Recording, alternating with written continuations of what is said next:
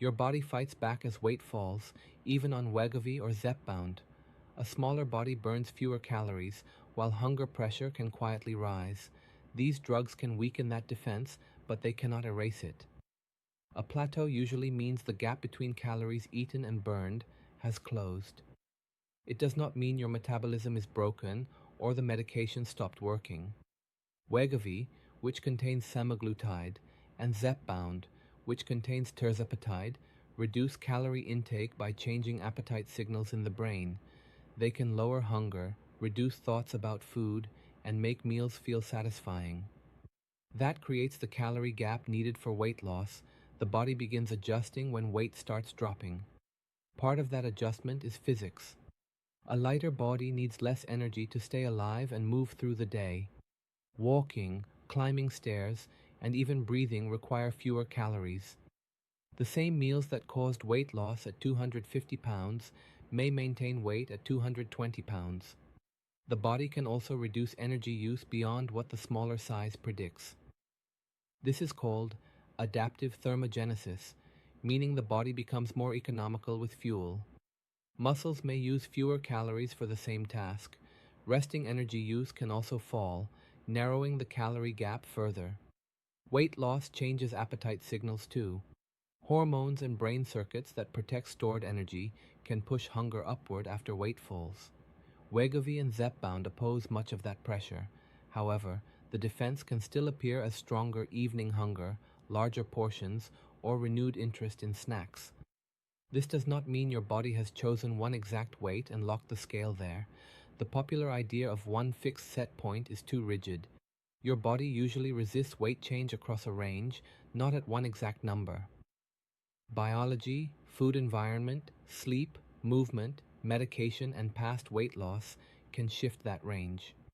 That defense is not the only reason weight loss slows. Early weight loss looks faster because more than body fat changes. Eating less carbohydrate reduces stored carbohydrate and its attached water, while lower sodium intake can reduce water retention. Less food in the bowel also lowers scale weight, but these early effects fade, making later fat loss look less dramatic. That difference creates a common misunderstanding. Losing 8 pounds in the first month does not promise 8 pounds every month. The early rate included changes that cannot repeat forever. A slower second phase may still show real fat loss, especially when waist size continues falling. Beyond that early illusion, scale noise can hide progress for weeks. Salt, constipation, a hard workout, travel, and menstrual changes can temporarily hold water. One high weigh-in does not prove fat loss has stopped. Compare weekly averages under similar conditions rather than reacting to the highest number. A true plateau is different. The weekly average stays nearly unchanged across several weeks, and waist measurements stop moving. Hunger may be returning, portions may be growing, or daily activity may have fallen. The important point is that energy intake and energy use have reached a new balance. The eating pattern that produced your first loss may now maintain your weight. You may be eating much less than before treatment and still no longer losing. That is not proof of dishonesty or weak discipline. It is the expected math of a smaller, adapting body. Two people can report the same plateau while having opposite problems. One is still losing fat, but holding water after constipation or strength training. The other has reached a real energy balance after portions slowly increased. Treating both people by automatically raising the dose can miss the actual cause. Dose increases can strengthen appetite control, but more medication is not an endless answer. Higher doses can also bring more nausea, vomiting, diarrhea, constipation, or poor intake. The right dose is one that is both needed and tolerated. It is not simply the largest number on the schedule. Before blaming the drug, confirm that doses are actually arriving on schedule. Missed injections, long gaps, storage problems, or incomplete injections can weaken the effect. Restarting after a gap may also require a different plan. Do not double a dose or rush upward to compensate without medical guidance. Next, look for calories returning without obvious overeating. Sweet drinks, alcohol, coffee add-ons, restaurant meals, grazing, and weekend portions can close a small calorie gap. the drug may still be controlling breakfast and lunch, while evening habits quietly restore the calories removed earlier. Protein and fiber matter because they make the smaller calorie target easier to tolerate. Build meals around a protein source: vegetables, beans, fruit, or whole grains. This does not create magical fat burning. It improves fullness and reduces the chance that a tighter target becomes constant hunger. After these meal changes, judge the response across 8 to 12 weeks at a stable dose.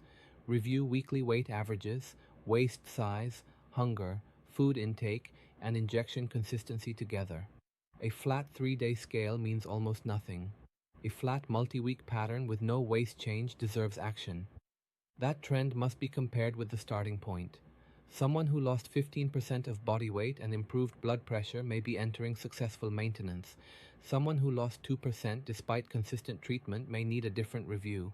The same scale plateau can call for very different treatment decisions.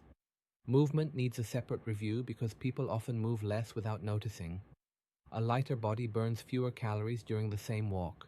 Fatigue, nausea, or eating very little can also reduce unplanned movement throughout the day. Step counts and planned activity can reveal this change better than memory. If reduced activity is part of the problem, resistance training becomes a practical step. It gives muscle a reason to remain while body weight falls. Preserving more muscle supports strength, function, and daily energy use.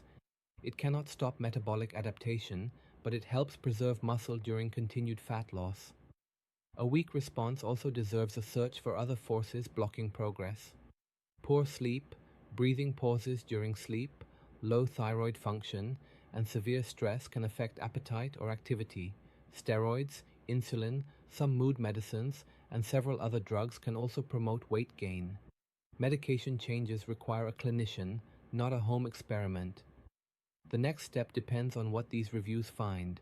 If hunger has clearly returned and the dose is below the planned long-term level, gradually raising it may help. If intake has drifted upward, changing meal structure may work better. If activity collapsed, rebuilding movement addresses a different part of the equation. If those corrections do not restart progress, the goal itself may need review. Weight loss rarely continues straight to an ideal chart number. A lower waist, better mobility, improved sleep, and better blood sugar can represent major benefit. Forcing rapid additional loss may increase side effects and muscle loss without adding equal health value. When further loss offers less benefit, maintenance becomes an active treatment goal. The smaller body still defends its energy stores, so treatment and habits work together to hold the new weight.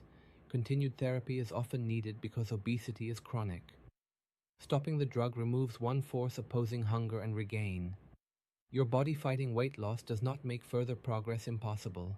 It explains why the plan that worked at the beginning may need to change. Wegovy and Zepbound reduce that biological pressure. The final result depends on appetite, intake, movement, dose, and your lower body weight. Medicine simplified. That's what this channel does. If you want more, hit subscribe. This is not medical advice. Consult your doctor.